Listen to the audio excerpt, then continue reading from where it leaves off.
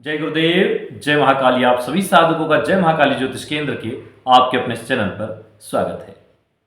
आज तांत्रिक गुरु साधना का एक ऐसा विधान देंगे जिसको आप या तो दैनिक पूजा में सम्मिलित कर लें या प्रति गुरुवार करते रहें या अनुष्ठान के रूप में भी कर लें। ये चमत्कारिक रूप से सिद्धियां प्रदान करने वाला है। अनेक तंत्र शास्त्रों में इसकी भूरी भूरी प्रशंसा की गई है। सद्गुरुदेव द्वारा भी विशेष यह क्रिया साधकों के निमित्त प्रदान की गई है। एक ऐसा प्रयोग, एक ऐसी क्रिया जिसके माध्यम से गुरु की शक्तियों को शिष्य अपने अंदर समाहित करता है, 10 महाविद्याओं को अपने शरीर में स्थापन करता है, पंच रत्न को स्थापित करता है, पंच महाविद्या पंच लक्ष्मी को स्थापित करता है और अपने आप में इतना प्रभावी हो जाता है कि किसी भी साधना या सिद्धि को अपने ओर आकर्षित कर लेता है। कहा तो यहां तक गया है कि इसको करने वाले को अन्य किसी साधना को करने की आवश्यकता नहीं है, केवल इसको ही करने से अनेक सिद्धियां प्राप्त होती है और 100% ये बात सत्य है। फिर भी अगर लोग अलग अलग साधनाओं को करते रहते हैं या फिर कोई एक विशेष साधना को सिद्ध करने के लिए बहुत समय से प्रयास कर रहे हैं तो उनको यह दिव्य प्रयोग प्रति गुरुवार अवश्य करना चाहिए। प्रयोग सामान्य है, कोई मंत्र जाप वगैरह की इसमें ज्यादा आवश्यकता नहीं है। एक माला मंत्र जप का प्रयोग है, लेकिन ये टोटल क्रिया विधि पर निर्भर है। इस प्रयोग को प्रातः काल 4 बजे या रात्रि में आप कभी भी कर सकते हैं।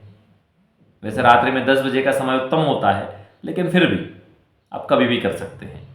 कोई विशेष समय इसके लिए निर्धारित नहीं है। ब्रह्म मुहूर्त में ज़्यादा बढ़िया होता है, सुबह 4 बजे के बाद। 4 बजे से 6 बजे तक, 7 बजे तक कर सकते हैं, कोई दिक्कत वाली बात नहीं है। पीले वस्त्र आसन का इसमें प्रयोग होता है। बाजूट पर भी पीला ही कपड़ा बिछाए। इसमें आप प्राण प्रतिष्ठित गुरु यंत्र, जो आपको यदि गुरु से प्राप्त हो तो बहुत अच्छी बात है, उस यंत्र को और हल्दी माला का प्रयोग करें। इसकी पूरी विधि को समझिए, क्योंकि इसकी संपूर्ण विधि को समझना बहुत जरूरी है। हमने इसके जो मंत्र आदि, आवाहन आदि, उनको भी छोटे छोटे बैनर बनवा दिए हैं, क्योंकि बहुत बार काफ़ी सारी चीज़ें एक बैनर में लिखने पर आप लोगों को समझ में नहीं आती है। इसलिए हमने छोटे छोटे बनवाए हैं ताकि आप लोगों को समझ में आए। और हमारा बड़ी दिली इच्छा थी कि ये साधना साधकों तक पहुँचे।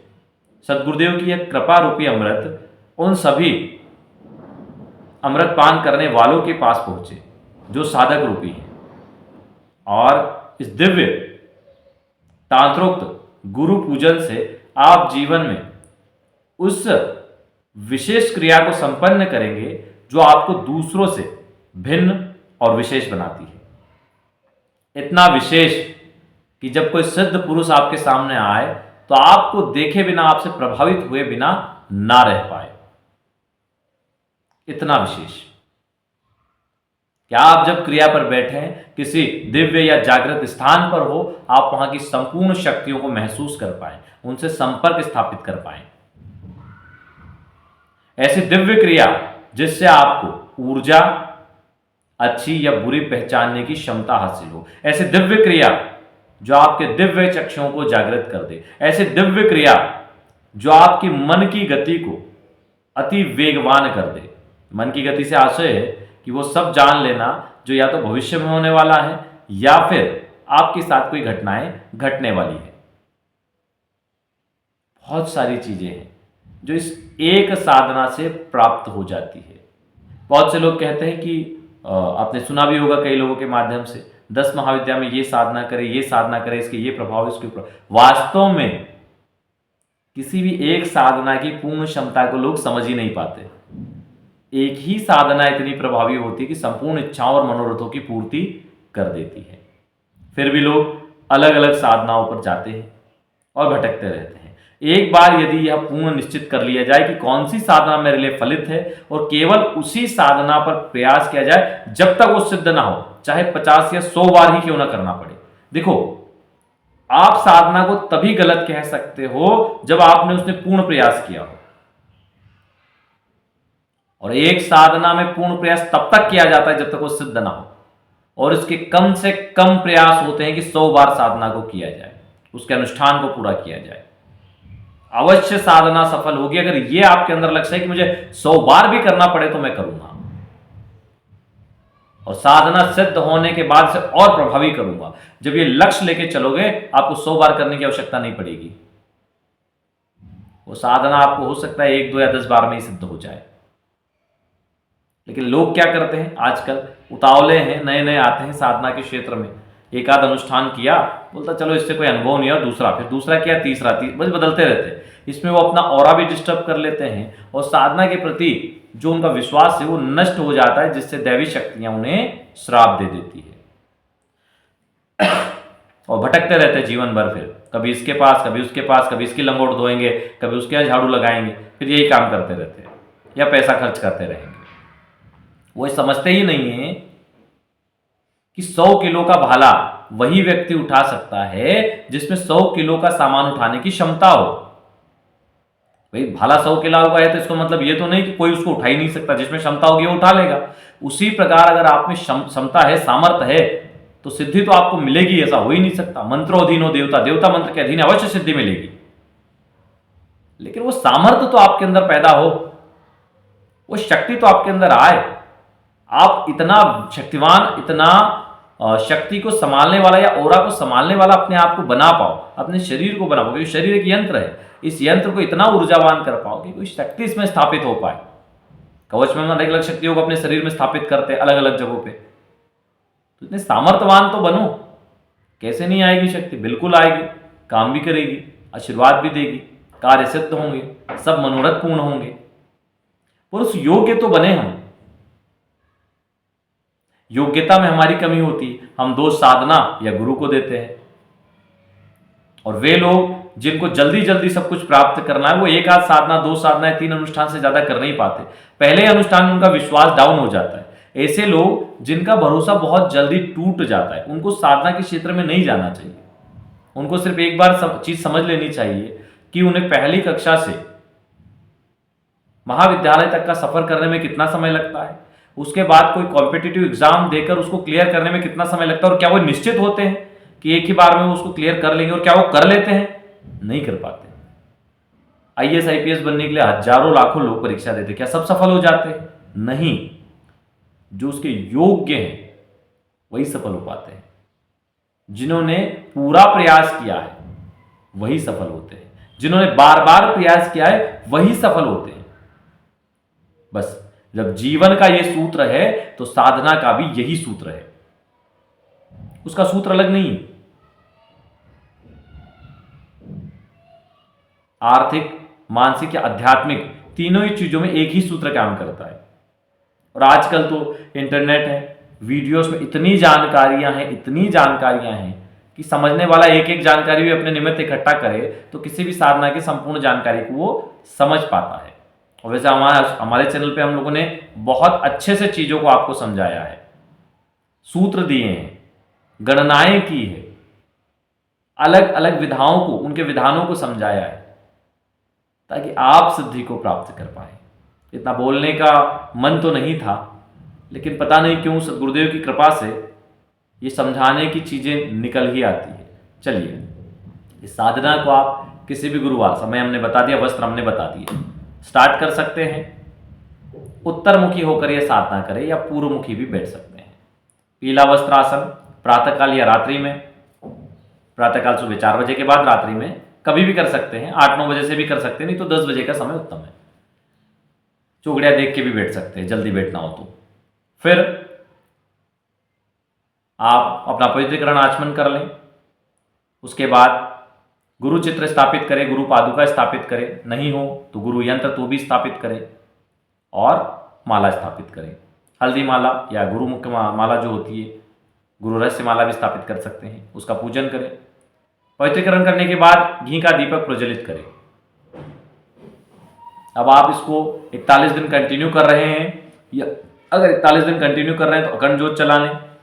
केवल गुरुवार कर रहे हैं तो अपने हिसाब से साधना काल तक दीपक को प्रज्वलित करें, दीपक का पूजन करें और कहे श्री गुरुदेव भगवान दीपदानम समर्पयामि। और उसके बाद गुरु जी का पूजन करें। गुरु यंत्र को पंचामृत से और जल से स्नान करवाएं, केसर और हल्दी की बिंदी लगा के पुनः पीले फूलों पर स्थापित करें। माला का भी पूजन कर दें, माला को स्नान नहीं करवाना है अगर प्राण प्रतिष्ठित है तो, क्यों फूल से थोड़े से छींटे डाल दें और पूजन कर दें हल्दी से। इसके पश्चात आप ध्यान करें गुरु जी का, वो सारी चीजें आपको स्क्रीन पे दे देते हैं। वैसे समस्त साधनाओं के प्रारंभ और अंत में गुरु साधना करना बहुत महत्वपूर्ण है। यह साधना आप किसी भी साधना को सिद्ध करने के पहले भी कर सकते हो और अंत में भी कर सकते हैं, जिससे आपको सिद्धि प्राप्त हो। समस्त महाविद्या साधनाओं और अन्य देव साधनाओं में गुरु साधना को ही सर्वोच्च स्थान प्राप्त है, क्योंकि भगवान शिव को साक्षात गुरु स्वरूप और गुरु को ही भगवान शिव माना गया है। ओम संविद्रुपाय शांताय शंभवे सर्वसाक्षिणे सोमनाथाय महेश शिवाय गुरुवे नमः। गुरेकः शिवः प्रोक्त शिवोशम देवी न संशय गुरुश्याम देवेशि मंत्रे गुरु देवे नहीं भेद प्रजायते। भगवान शिव स्वयं ये बात कहते हैं, मंत्रे वा गुरुदेव वान भेद यस्तु कल्प्यते तस्य तुष्टा जगद्दात्रो किन्न ददान दिने दिने। भगवान शिव ने स्वयं कहा है, हे देवी, गुरु ही एकमात्र शिव कहे गए हैं और वो मैं ही हूं, इसमें कोई संदेह नहीं है। तुम जगत जननी अंबिके स्वरूप हो और तुम भी गुरु मंत्र और दुर्गा हो, अतः गुरु मंत्र और देवता में कोई भेद नहीं होता। इन तीनों की एकता भावना बुद्धि द्वारा करते रहने से मंत्र गुरु और देवता में कोई भेद नहीं करता। उस पर जगदम्बा प्रसन्न होकर सब कुछ दे देती है। गुरु पादुका तंत्र में भी गुरु और शिव को शक्ति समन्वय स्वरूप माना गया है। गुरु को शिव और शक्ति का समन्वय स्वरूप माना गया है और महर्षियों ने भी गुरु का जो ध्यान बताया है उसको आप नोट करिए। अब आपको यह ध्यान करना है, निज शीर्ष श्वेत वर्ण सहस्त्रदल कमल कर्ण कांतग चंद्रमंडोलपि स्वगुरु शुक्लवर्णा शुक्लानलंकार भूषित ज्ञानानंद मुदित मानस सच्चिदानंद विग्रह चतुर्भुजम ज्ञान मुद्रा पुस्तक वराभयकर त्रिनयनम प्रसन्नम वदनेक्षणम सर्व देवदेव उमांग वामहस्त घृत लीला कमलया रक्तवस्ना भरणाया स्वप्रियाया दक्ष भुजैनालिंगम परम शिव स्वरूपम शांतम सुप्रसन्नम ध्यात्वा तत्चरण कमलयुगम विगलद मृत धारया स्वात्मानं लुप्तम विभाव्य मानसो परारय राध्य। इस प्रकार गुरु जी का ध्यान करना चाहिए और गुरु पूजन करते समय मंडालचर करना होता है, उसको भी नोट कर लीजिए। हाथ जोड़कर ध्यान करें वहां भी। श्री नाथादि गुरु त्रय गणपति पीठ त्रयम भैरवा सिद्धोद बटुकम त्रयम पदयुगम दूतिक्रम मंडलम वीरानष्ट चतुष्क पुष्टि नवकम वीरावली पंचकम श्रीमान्यमालिनी मंत्रराज सहितम वंदे गुरुमंडलम। ये 4 पंक्तियां नहीं है, इसके प्रत्येक अक्षर अपने आप में महत्वपूर्ण है और तांत्रिक षोडशी क्रम में स्पष्ट रूप से इसके बारे में बताया गया है। बहुत प्रभावी है ये, ऐसा ध्यान करें। पुनः हाथ जोड़कर हाथ में कुछ फूल ले लें और गुरु का ध्यान करें।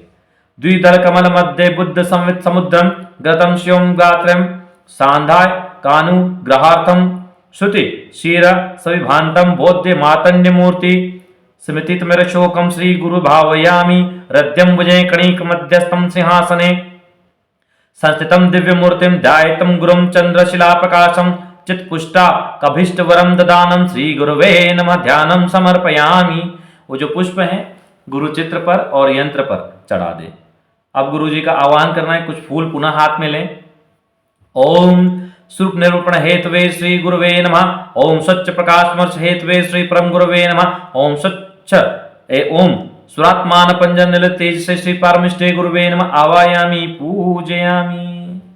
इस प्रकार चढ़ा दे, फूल चढ़ा दे यंत्र और गुरु चित्र पर। उसके बाद गुरु जी का पुनः आवाहन करें और गुरु जी को शरीर में 6 चक्रों में स्थापित करना है। 6 चक्रों में हमको गुरु जी को स्थापित करना है। ठीक है, हाथ जोड़े। श्री शिवानंदाय परा शक्त शक्तम्बा मूलाधारे स्थापयामि।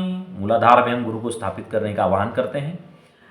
श्री सदाशिवानंदाय नाथ चित्तक्वा तुम्बा स्वाधिष्ठान चक्रे स्थापयामि। स्वाधिष्ठान चक्र में हम सदगुरु शिव को स्थापित करने का आह्वान करते हैं। श्री ईश्वरानंदनाथाय आनंद शक्तांबया मणिपुर चक्र स्थापयामि। श्री ईश्वरनाथ महादेव श्री गुरुदेव को हम मणिपुर चक्र में स्थापित होने का आह्वान करते हैं। श्री रुद्र देवतानाथ इच्छा शक्तांब्या अनाहत चक्र स्थापयामि। अनाहत चक्र में श्री रुद्र देवता श्री गुरुदेव को हम स्थापित होने का आह्वान करते हैं।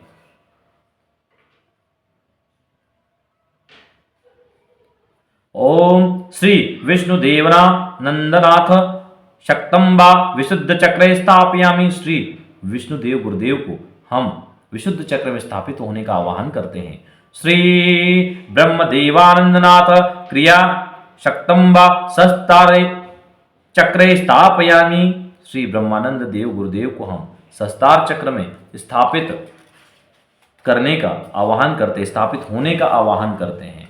अब हमें 9 सिद्धोक्त का उच्चारण करना है और गुरु चरणों में अक्षत समर्पित करना है। यानी कि 9 बार हम मंत्र पढ़ेंगे और अक्षत चावल ले लें, पीले कर लें, हो सके तो हल्दी में उनको, नहीं करे तो कोई बात नहीं, और कुछ फूल भी रखे साथ में तो ठीक है। और एक एक करके यंत्र पर चढ़ाते जाएं या गुरु चित्र के चरणों में चढ़ाते जाएं, ठीक है। ओम उन्मा काश नंदनाथ जलम समर्पयामि, चढ़ा दें। श्री समनाका शानंदनाथ गंगा जलम समर्पयामि, फिर चढ़ाएं। व्यापकानंदनाथ सिद्ध योगा जलम समर्पयामि, फिर चढ़ाएं। शक्त्याकाशानंदानाथ चंदनम समर्पयामि, फिर चढ़ाएं। ध्वन्यकाशानंदनाथ कुंकुमम समर्पयामि, पुनः चढ़ाएं। ध्वनि मातकाशानंदनाथ केसरम समर्पयामि, पुनः चढ़ाएं। अनाहताकाशनंदनाथ अष्टगंधम समर्पयामि, पुनः चढ़ाएं। विद्वाकाशनंदनाथ अक्षतम समर्पयामि, पुनः चढ़ाएं। द्वादकाक्षनंदनाथ सर्वोपचारते समर्पयामि, पुनः चढ़ाएं। हम बोल के इसलिए बता रहे हैं ताकि अगर किसी को पढ़ने में दिक्कत हो तो इस प्रकार वीडियो को देखते हुए भी पूजन कर सकता है। अब पुष्प और बेलपत्र चढ़ाना है। ओम ह्रीं श्रीं हंस सोम स्वरूप निरूपण हेतु श्री स्व गुरुम पुष्पम समर्पयामि, यंत्र या गुरु चित्र या दोनों पर चढ़ाएं। ओम सोहम हंस शिव स्वच्छ प्रकाश स्मर्श हेतु परम गुरु बेलपत्रम समर्पयामि, पुनः गुरुदेव पर या यंत्र और चित्र पर चढ़ाएं। ओम हंस शिव सोहम हंस स्वात्मानम परमानंद ब्रह्म तेज से पारमिष्टे गुरु हृदयम पुष्पम समर्पयामि, पुनः चढ़ाएं। अब एक घी का दीपक जो आपने प्रज्वलित किया है उसका पूजन करें। श्री महान धर्मामदाम सिद्ध ज्योतिम समर्पयामि। सूर्य श्री सुंदर्याम्बाम सिद्धम प्रकाशम समर्पयामि। श्री करालांबिकाम सिद्धम दीपम दर्शम। श्री त्रिपुणाम्बाम सिद्ध ज्ञानम दीपम समर्पयामि। श्री भीमाम्बाम सिद्ध रत दीपम समर्पयामि। श्री करालांब्याम सिद्ध सिद्ध दीपम समर्पयामि। श्री करान्नाम्बाम सिद्ध तिमिर नाग दीप समर्पयामि। श्री विधि शालिमाम धूपूर्ण दीपम समर्पयामि।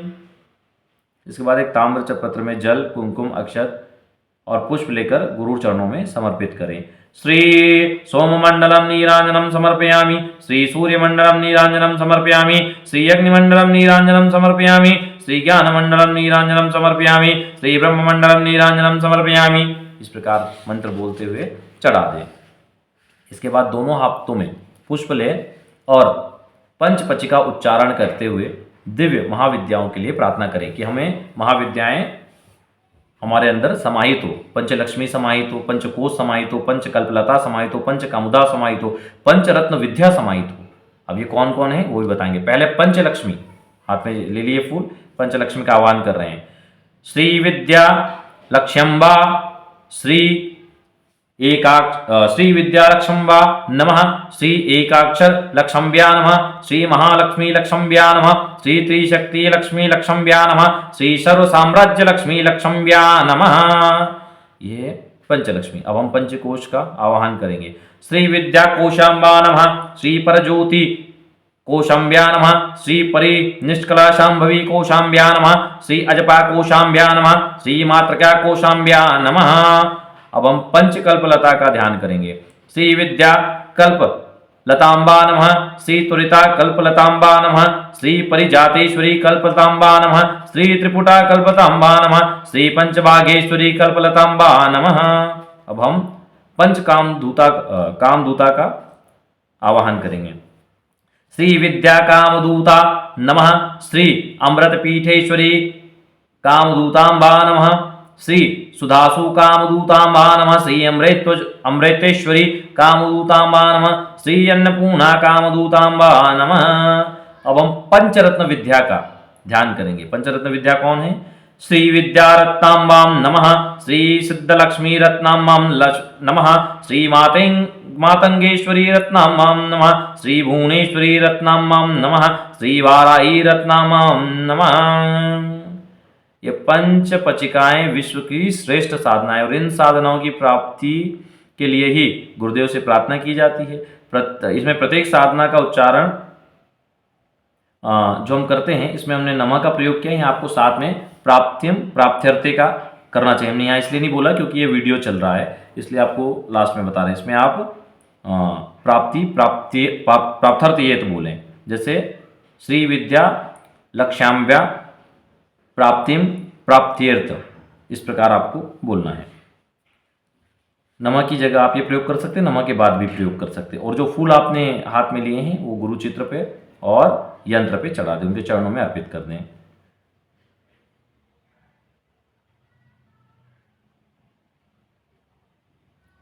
अब श्रीमन मालिनी का पाठ करेंगे। इसका उच्चारण करना है आपको, जिससे कि गुरुदेव की शक्ति, तेज और संपूर्ण साधनाएं पूर्णता के साथ हमें प्राप्त हो। वो स्क्रीन पे आपको दे दिया है, उसको आप देख लीजिए। इसके अंत में जब आप पढ़ लें ओम से लगा के गुरुदेवाय नमः यहाँ तक पढ़ लें तो अंत में 3 बार बोले श्री मनमालिनी श्री मनमालिनी श्री मनमालिनी। ठीक है, अब हाथ जोड़कर गुरुदेव की स्तुति करेंगे, ये अंतिम। इसके बाद आप स्तुति के बाद चाहे तो गुरु चालीसा, गुरु स्तोत्र पाठ कर सकते हैं। लोकवीरं महान् पूज्यं च रक्षाकरं विभुं शिष्यं हृदयानन्दं शास्तारं प्रणमाम्यहम्। त्रिपूज्यं विश्वमंगं विष्णु शंभो प्रियं सुतं क्षिप्रप्रसादनिरतं शास्तारं प्रणमाम्यहम्। मतमातङ्गगमनं कारुण्यामृतं पूरितं सर्वविघ्नहरं देवं शास्तारं प्रणमाम्यहम्। अस्मतं कुलेश्वरं देवं अस्मत् शत्रु विनाशनम अस्मादिष्ट प्रदातारं सातारं प्रणमाम्यहम्। यस्य धन्वन्तरिमृतां पिता रुद्रो विभूषमतः तं शास्य तामहं वंदे महावेद्य दयानिधिम्। ये गुरु स्तुति आपको हमने डिस्क्रिप्शन में दे दी है। इसके बाद आप एक माला गुरु मंत्र जप कर लें, उसके बाद पुनः गुरु स्तुति का पाठ करें और अंत में आप समर्पण पाठ कर लें। गुरुदेवनाथ गुरुस्वामीन देशिक स्वात्मकानायकं त्राहि त्राहि कृपा सिंधु पूजा पूर्णात् क्राम कुरु अनाया पूजा से गुरु प्रियताम। ओम तत्सद्ब्रह्मणमस्तु। इस प्रकार अन्य गुरु स्तुति आपको कोई प्राप्त हो तो वो भी आप पाठ कर सकते हैं। और इस प्रकार पूर्ण होता है तांत्रोक्त गुरु पूजन, जिसको करने से अनेक सिद्धियां प्राप्त होती। क्योंकि जब आप प्रति गुरुवार करेंगे तो आप पंच महालक्ष्मी, पंचरत्न, पंच महाविद्या इन सबको अपने अंदर समाहित करेंगे। प्रति गुरुवार आप गुरुदेव से उनके तेज, उनकी शक्ति को अपने ओर आकर्षित करने का निवेदन करेंगे। और जिस प्रकार पिता की संपत्ति पर पुत्र का अधिकार होता है, उसी प्रकार गुरु की विद्या पर शिष्यों का अधिकार होता है। वो गुरु कृपा से उन्हें प्राप्त होती है। और जब शिष्य उस शक्ति का आवाहन करते हैं, गुरु का आवाहन करते हैं, स्वयं गुरु भी आते हैं, उनकी शक्ति भी आती है। और महाविद्या से लगा के अनेक विद्याएं जो गुरु को सिद्ध है वो आपको प्राप्त होती है। बहुत से लोग ऐसे हैं कि साहब हमारे गुरु नहीं है, हम क्या करें। तो उन लोगों को गुरु यंत्र और हल्दी माला बुला लेनी चाहिए और जो गुरु मंत्र साधना हमने चैनल पर दी है गुरु को प्राप्त करने के लिए वो करना चाहिए, जिससे उन्हें योग्य गुरु की प्राप्ति हो जाए या पूर्व जन्म के गुरु की प्राप्ति हो जाए, जिससे कि वो अनेक देव कार्य संपन्न कर सके, क्योंकि बिना गुरु के तो संभव नहीं है।